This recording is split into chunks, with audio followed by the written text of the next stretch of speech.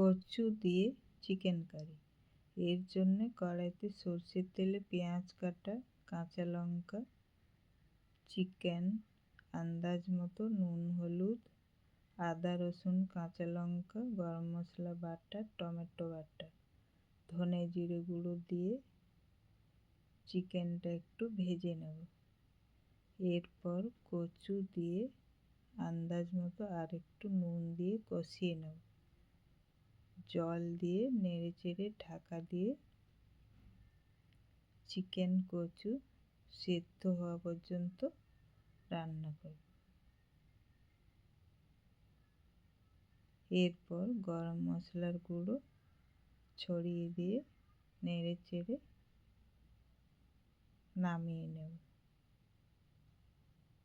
Ready হয়ে গেল আজকের রেসিপি, চিকেন দিয়ে কচুর ঝোল।